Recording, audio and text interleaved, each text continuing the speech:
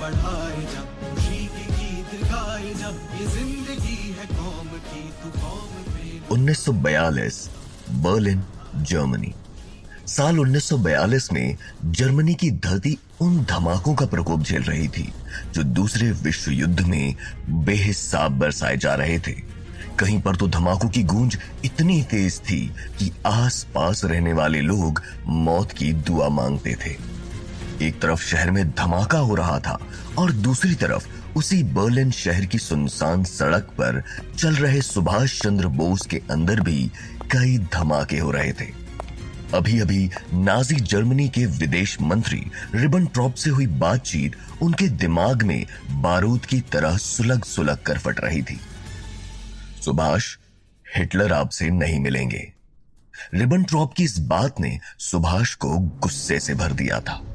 उन्होंने रिबेनट्रॉप की आंखों में आंखें डालकर पूछा, नहीं मिलेंगे? यह कैसा जवाब हुआ? क्या आपको लगता है कि एक बहरूपिया बनकर गूंगा और बहरा होने का नाटक करके अफगानिस्तान से रूस के रास्ते मैं यहां जर्मनी से यह सुनने के लिए पहुंचा हूं कि हिटलर नहीं मिलेंगे? सुभाष का गुस्सा बेकाबू होते देख रिबेनट्रॉप ने कहा, सुभाष, ऐसा नहीं है कि मैंने कोशिश नहीं की है, मगर आपको तो पता है कि हिटलर के सामने किसी की भी नहीं चलती। उससे मिलना पहाड़ी जमीन खोदकर पानी निकालने जैसा काम है, आसान नहीं।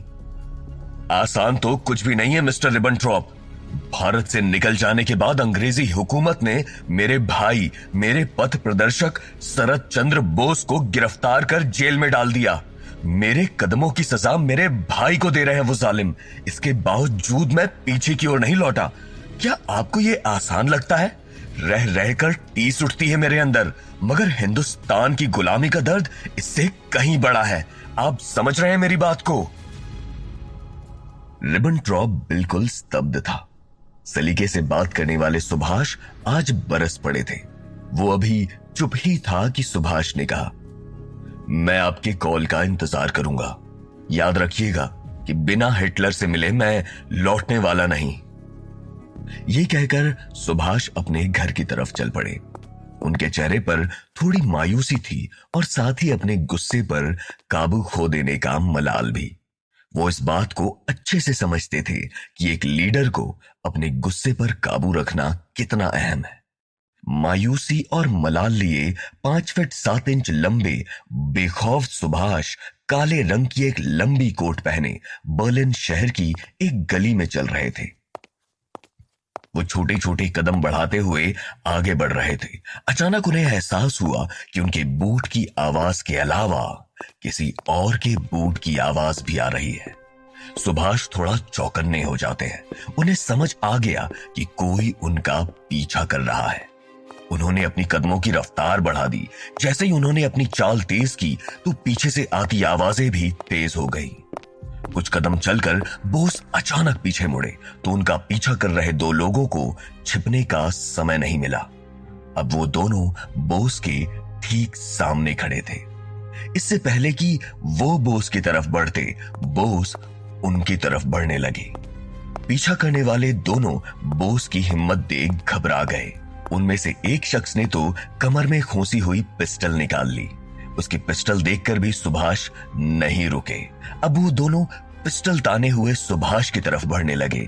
जैसे ही वो सुभाष के करीब आए, सुभाष रुक गए। दोनों को घूरते हुए सुभाष ने कहा, इस खिलौने से खेलने आए हो या 2-2 हाथ करने की हिम्मत भी रखते हो? सुभाष का सवाल सुन वो दोनों पीछा करने वाले हैरान हो गए।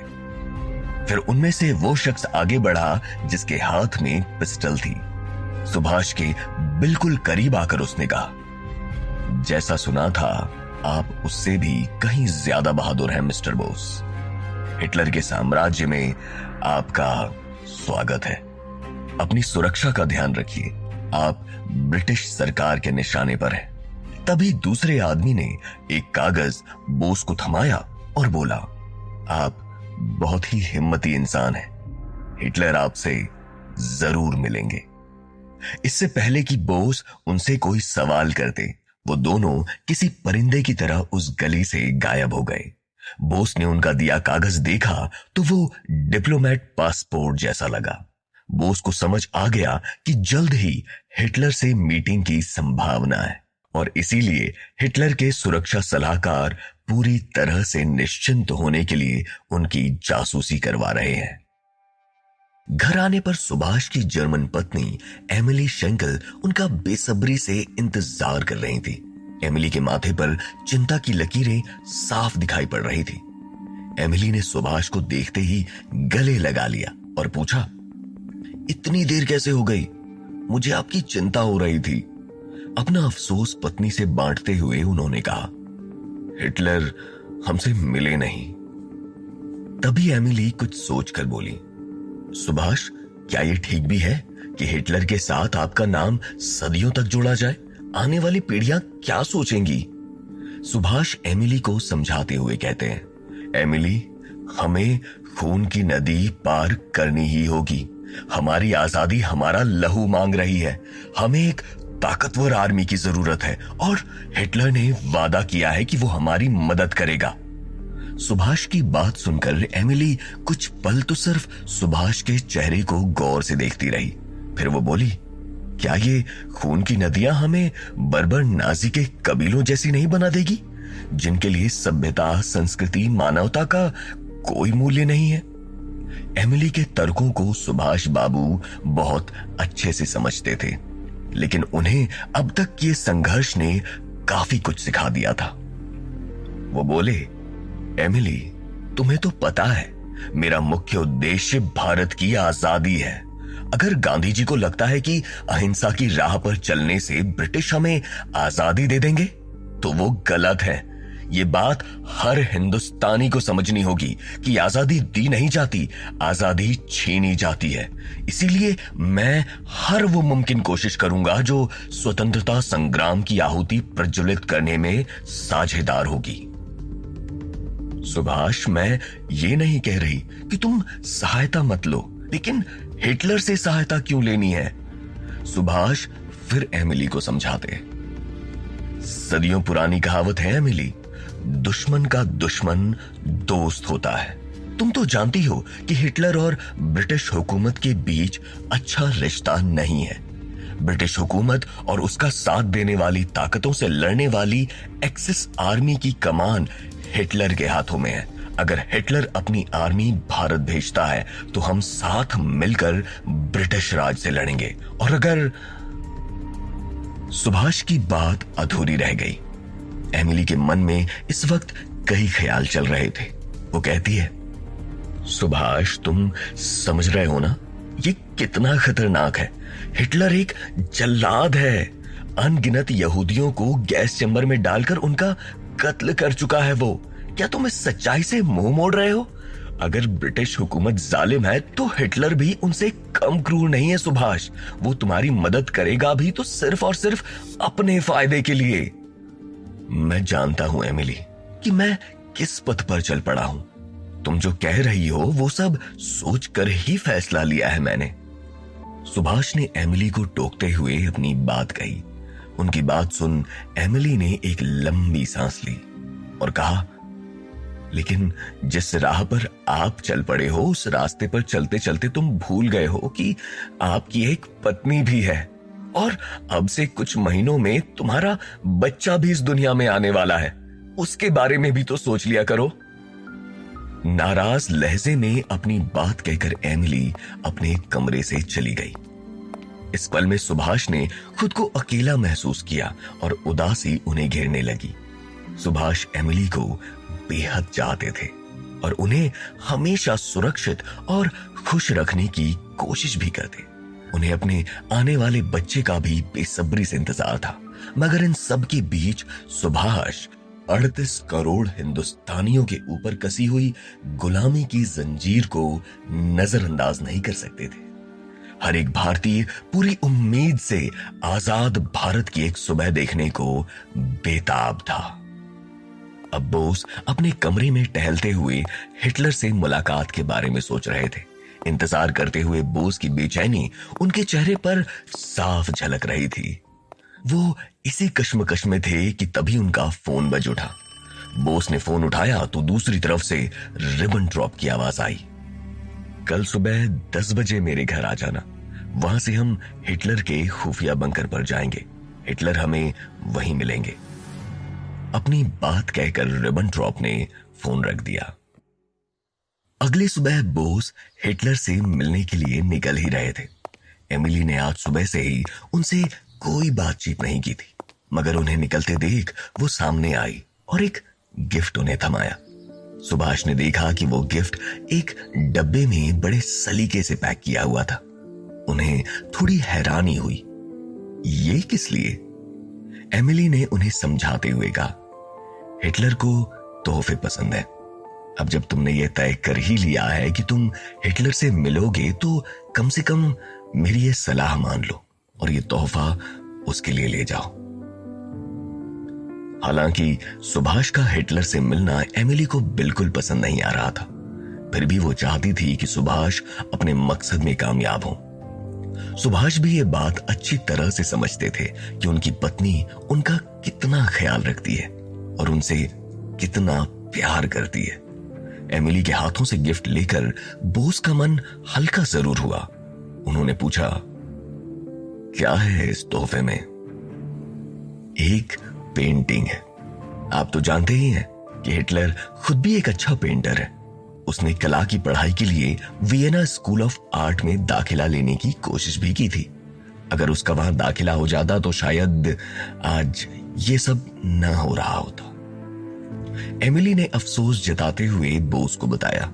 इससे पहले कि बोस अपने घर से निकलते, उन्होंने जाते जाते सिर्फ इतना कहा, हिटलर तो रंगों की दुनिया को बहुत पहले ही छोड़ चुका है अब रंग शायद ही उन्हें आकर्षित करें। सुबह 10 बजे बोस रिबनट्रॉप से तय हुए जगह पर मिले। वहां से नाजी आर्मी के साथ दोनों हिटलर के बंकर की तरफ चल पड़े। दूसरे विश्व युद्ध के समय हिटलर के कई खुफिया बंकर थे। 2 घंटे की यात्रा तय कर आखिरकार बोस और रिबनट्रॉप जंगल और पहाड़ों के बीच बने उस बंकर में पहुंचते हैं जहां हिटलर रह रहा था। वहां पहुंचने पर नाजी आर्मी के 2 जवान एक सुरंग के अंदर से उन्हें ले जाते हैं। हिटलर के ठिकाने पर पहुंचकर बोस को एक अजीब से कमरे में बिठाया जाता है। गुप्त कमरे से कुछ आंखें उन पर नजर जमाए हुए बैठी थीं। थोड़ी देर इंतजार के बाद हिटलर अपने सहयोगियों के साथ कमरे में प्रवेश करता है। हिटलर को देखते ही कमरे में मौजूद अन्य लोग खड़े हो जाते हैं। सम्मानपूर्वक बोस भी खड़े हो जाते हैं। हिटलर बोस के पास आता है और हाथ आगे बढ़ाते हुए कहता है, भारत के युवा नेता हिटलर का अभिनंदन स्वीकार करें। बोस हिटलर को देखते हैं और कुछ सोचने लगते हैं। हाथ मिलाने से हिचकते हुए बोस को देखकर हिटलर ने खुद अपमानित महसूस किया। वहां खड़े लोगों के चेहरे पर भी तनाव उभर आया। बोस थोड़ा ठहर कर कहते हैं, मैं आपसे हाथ नहीं मिला सकता। अहंकार और गुस्से से भरा हिटलर अपने इस अपमान से तिलमिला उठता है और चिल्लाते हुए कहता है, तुम्हारी इतनी हिम्मत कि मेरे पास आकर मेरा इस तरह से अपमान करे? क्या तुम्हें मुझसे डर नहीं लगता? कमरे में सन्नाटा छा गया था और हिटलर के सहयोगी एक दूसरे का मुंह देख रहे थे। बोस बिना किसी हिचकिचाहट के बड़े ही शांत स्वर में कहते हैं, इसमें कोई शक नहीं है कि हिटलर से पूरा विश्व डर रहा है, लेकिन आप हिटलर है ही नहीं। इसीलिए मैंने हिटलर का कोई अपमान नहीं किया। अगर वो मेरे सामने होते तो मैं यकीनन उनका स्वागत पूरे जोश से करता। हिटलर ने हाथ पीछे करते हुए गुस्से से कहा, आपके कहने का मतलब क्या है? बोस ने फिर से कहा, यही कि आप हिटलर नहीं हैं, बल्कि उनके हम शक्ल हैं। बोस को पता था कि हिटलर के पास कई हम शक्ल हैं। वो उन्हें जानबूझकर हिटलर की वेशभूषा में रखता है। अपने दुश्मनों को मात देने का ये भी तरीका था उसके पास। खुफिया बंकर में रहने के बावजूद हिटलर को ये अंदेशा रहता था कि उसके दुश्मन कभी यहां तक भी पहुंच सकते हैं। मगर सुभाष एक बेहद चालाक स्वतंत्रता सेनानी थे। उन्हें हिटलर के ऐसे चाल के बारे में पहले से पता था। बोस के इतना कहते ही हिटलर उनको फिर घूरता है और कुछ कहने वाला ही होता है कि तभी एक और शख्स कमरे में दाखिल होता है। उसे देखते ही सब पीछे हट जाते हैं। वो शख्स देखने में इतना खड़ूस था मानो आंखों से ही किसी को कच्चा चबा जाए। अंदर आते ही उसने बोस से पूछा, आपने हिटलर को हिटलर का हम शक्ल बोल दिया। मालूम होता है कि आप भी अपनी पहचान छुपा रहे हो।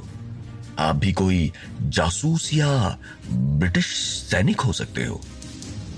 बोस समझ गए कि सामने खड़ा शख्स कोई और नहीं बल्कि हिटलर का खास सलाहकार और क्रूर वैज्ञानिक आइकमैन है।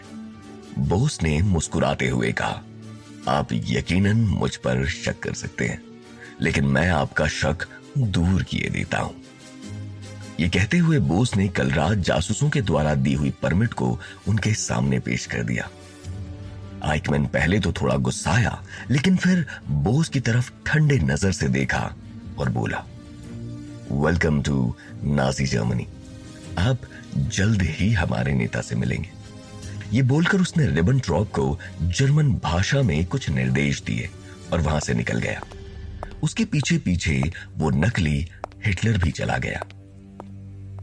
सुभाष की नजर अभी वहां खड़े हर शख्स को बारीकी से देख रही थी। रिबेनट्रॉप जो अभी तक अपनी सांसें रोककर खड़ा था, वो बोस से बोला, सुभाष, ये मशहूर वैज्ञानिक आइकमैन था। इसने ही जूस को गैस चैम्बर में बंद करके मारने के प्लान का आइडिया हिटलर को दिया था। ये हिटलर का सबसे खास सलाहकार है। बोस ने उसकी बात को अनसुना करते हुए कहा, मुझे आइकमैन को जानने में बिल्कुल भी दिलचस्पी नहीं है। मुझे बस ये बताओ कि मैं असली हिटलर से कब मिल रहा हूं। बोस की व्याकुलता देख रिबेनट्रॉप ने कहा, भले ही आइकमैन को जानने में आप दिलचस्पी नहीं रखते हैं, और इस वक्त आप हिटलर से मिलेंगे या नहीं, ये तय करने का हक सिर्फ इसी शख्स के पास है। हिटलर के हम शक्ल को भेज वो आपकी परीक्षा ले रहा था, और मुझे लगता है मिस्टर बोस कि आप इस परीक्षा में सफल हुए हैं। आइकमैन ने अभी जाते हुए मुझे बताया कि हिटलर आपसे प्रूशिया में उनके मिलिट्री बेस पे मिलेंगे। 28 मई को हम एक स्पेशल विमान से प्रूशिया के लिए रवाना हो जाएंगे। हिटलर से मिलने की 2 विफल कोशिशों के बाद आखिरकार 28 मई को बोस प्रूशिया पहुंचे। अगले दिन उन्हें हिटलर से मिलना था। प्रूशिया पहुंचते ही उन्हें हवाई अड्डे से हिटलर के कुछ लोगों ने बाहर निकाला। कई सारे गुप्त स्थान से होते हुए और हिटलर के अधिकारियों से मिलते हुए बोस उस मिलिट्री कैंप में पहुंचे जहां उन्हें हिटलर से मिलना था। आखिरकार उन्हें रिबेनट्रॉप और कुछ अन्य व्यक्तियों के साथ एक कमरे में ले जाया जाता है, जो कमरा कम पुस्तकालय ज्यादा लग रहा था। कमरा सामान्य रूप से काफी सुसज्जित था, लेकिन वो इतना छोटा था कि केवल कुछ लोग ही उसमें बैठ सकते थे। वहां मौजूद कुछ लोगों को बोस जानते थे। विदेश मंत्री रिबेनट्रॉप, राजदूत हेवल और हिटलर के निजी दुभाषिया श्मिट पहले से ही अपने अपने स्थानों पर बैठे थे।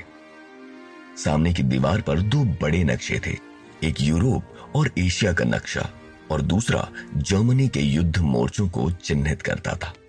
जैसे ही बोस ने कमरे में कदम रखा, हिटलर ने उनका स्वागत काफी गर्मजोशी के साथ किया। आजाद हिंद के नेता, आइए आइए। बोस हिटलर के पास गए और अपना हाथ आगे बढ़ाते हुए कहा, मैं सुभाष भारत से आया हूं। हिटलर ने बोस से सम्मानपूर्वक हाथ मिलाया। नेताजी ने उपहार स्वरूप करीने से कागजी में लिपटा एक डिब्बा उसके सामने रखा। हिटलर मुस्कुराया और उस गिफ्ट को न खोलते हुए उनसे पूछा, क्या है इसमें? बोस ने कहा, एक पेंटिंग है आपके लिए। बोस का जवाब सुन हिटलर एक गहरी सांस लेकर बोला, मेरी जिंदगी इस वक्त लहू के रंग से सनी हुई है। अब बाकी रंगों की अहमियत मेरे लिए खत्म हो चुकी है।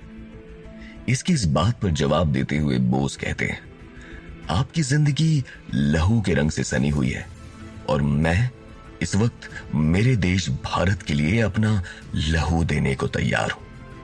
वहां बैठे सभी लोग अब बोस की तरफ देखने लगे। बोस ने बात को आगे बढ़ाते हुए कहा, महामहिम, भारत को स्वतंत्र बनाने की मेरी इच्छा मुझे यहां खींच लाई है। हम अपना खून बहाने के लिए तैयार हैं, और अगर हमें देखकर मेरे 38 करोड़ देशवासी अपने बदन का एक बूंद लहू भी हमें दे दें तो हम आसानी से आजादी हासिल कर लेंगे। और यह तभी मुमकिन है जब हमें 3 शक्तिशाली देश जर्मनी, इटली और जापान का समर्थन मिल जाए। हिटलर हंस पड़ा। ऐसा लगता है कि आप पहले ही इटली और जापान से बात कर चुके हैं। क्या कहना है उनका, कुछ बताना चाहेंगे? बोस ने थोड़ा गंभीर होकर कहा कि जर्मनी की मदद के बिना ब्रिटिश सरकार को हराना मुश्किल काम है। अब हिटलर ने अपना दूसरा रंग दिखाने की तैयारी की। हिटलर बोस को उकसाने के लिए अपनी मुट्ठी बंद करके बहुत ही कठोर स्वर में बोला, मुझे लगता है कि भारतीय आत्मा क्षीण हो गई है। हिटलर ने जैसे ही ये कहा, बोस तीखे स्वर में बोल पड़े, महामहिम, आप कहना क्या चाहते हैं? थोड़ा स्पष्ट होकर बताइए। हिटलर ने अपना रौब झाड़ते हुए कहा, 38 करोड़ लोगों का एक विशाल देश है आपका, फिर भी आपने इंग्लैंड से आए 2000 बाहरी लोगों को अपने देश पर कब्जा करने दिया। वो आपको आपके ही देश में गुलाम बनाए रखते हैं। 200 साल तक आपका मुंह बंद रखते हैं। हमें देखिए, हमारी आबादी आपके मुल्क की जनसंख्या की आधी भी नहीं है, लेकिन फिर भी हम आधे यूरोप पर शासन कर रहे हैं और जल्द ही पूरे विश्व पर हमारी हुकूमत होगी। जानते हैं हमारे और आपके बीच इतना अंतर क्यों है? हिटलर की बातें सुन शांति से कहते हैं, क्यों है? अब हिटलर बोस के बिल्कुल नजदीक आ जाता है और बेहद अहंकार के साथ कहता है, क्योंकि हम आर्य के वंशज हैं। हमारी जाति विश्व की सबसे ऊंची जाति है। हम लोग विश्व पर राज करने के लिए पैदा हुए हैं और आप भारतीय लोग गुलाम रहने के लिए। हिटलर का यह जवाब सुन बोस गुस्से से तिलमिला उठते हैं, पर अगले ही पल वो अपने गुस्से को काबू में रखने की कोशिश करने लगते हैं। वो हिटलर की आंखों में आंखें डालकर कहते हैं, हजारों साल पुराना देश भारत पूरे विश्व में एकमात्र ऐसा देश है जहां आर्यन, द्रविडियन, हिंदू, मुसलमान, ईसाई, सिख सब एक साथ रहते आए हैं और आगे भी रहेंगे। भारत गौतम बुद्ध की जन्म और कर्म भूमि है। भारत की भूमि पर ही विवेकानंद का जन्म हुआ और भारत की धरती पर ही कबीर और गुरु नानक जैसे संत लोगों ने जन्म लिया। हम अमन और शांति से रहने वाले लोग हैं और यही हमारी सबसे बड़ी ताकत है। अगर हम विजयी होने का प्रण कर लें तो फिर कोई भी ताकत हमें हरा नहीं सकती। फिर चाहे वो आर्यन हो, चीनी हो या फिर तुर्की हो या फिर कोई और, किसी भी मुल्क को हराकर उस पर राज करना हमारे संस्कार का हिस्सा नहीं है।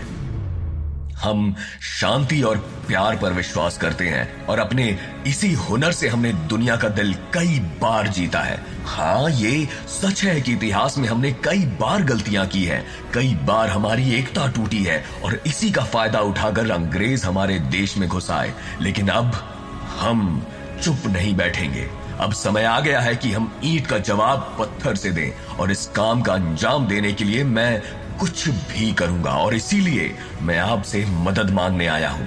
हमारी कमजोरी क्या है ये सुनने में इतनी दूर नहीं आया हूं। अगर आप हमारी मदद कर सकते हैं तो बताइए, नहीं तो मुझे अपना कीमती समय बर्बाद करने में जरा सी भी दिलचस्पी नहीं है। शोलों की तरह दहकता हुआ जवाब सुनकर उस कमरे में मौजूद बाकी लोग हिटलर की तरफ देखने लगते हैं। उन्हें इस बात का अंदेशा होने लगा था कि अब किसी भी वक्त हिटलर अपने गुस्से पर काबू खो देगा और उनका नुकसान सुभाष को होगा। पर ऐसा हुआ नहीं। हिटलर अब बिल्कुल शांत था। उसने इतनी देर हुई बातचीत में पहली बार सुभाष को बैठने का कहा। सुभाष वहां बैठ गए। अगले ही पल उनके ठीक सामने हिटलर भी बैठ गया। बाकी लोग पहले की तरह खड़े रहे। अब हिटलर ने जब दोबारा बात करना शुरू किया, पहले से कहीं ज्यादा सम्मान के साथ बोस से बात करने लगा। उसने कहा, मिस्टर बोस, मैंने आपकी बहादुरी के कई किस्से सुने हैं, मगर आज आपको सामने से इतना निर्भीक होकर बोलते हुए देख अच्छा लगा। आप में वाकई इतनी क्षमता है कि आप 38 करोड़ भारतीयों का नेतृत्व कर सको। मैं ये जानना चाहूंगा कि आप में इतनी हिम्मत और ताकत आती कहां से है। मैं अपने सामने बैठे बहादुर शख्स सुभाष चंद्र बोस के बारे में सब कुछ जानना चाहता हूं। हिटलर का सवाल सुन एक पल के लिए बोस ने नजरें घुमाकर उस कमरे में खड़े बाकी लोगों को देखा। सबकी नजरों में बोस के लिए सम्मान झलक रहा था। सबको एक नजर देखने के बाद बोस ने शांत ढंग से कहा, असली सुभाष को जानने के लिए आपको मेरी कहानी शुरू से जाननी होगी। उस वक्त से जब मैं भारत के कटक प्रांत में पैदा हुआ था। हां, तो वहीं से शुरू कीजिए, सुनना चाहूंगा मैं सन 1897 में पैदा हुआ। मेरी माता का नाम प्रभावती देवी और पिता का नाम जानकीनाथ बोस है। हिटलर का जवाब सुन भारत के निडर नेता सुभाष चंद्र बोस ने अपनी जिंदगी की कहानी को बयां करना शुरू किया। एक लंबी कहानी जिससे दुनिया को पता चलने वाला था कि कटक में पैदा हुआ एक बालक जिसका नाम सुभाष चंद्र बोस था, वो नेताजी कैसे बने। अगर हिटलर के साथ साथ आप भी बोस की कहानी सुनना चाहते हैं तो पॉकेट एफएम पर सुनिए बोस से नेताजी तक और जानिए हमारे निडर स्वतंत्रता सेनानी सुभाष चंद्र बोस के कुछ अनकहे और अनसुने किस्से।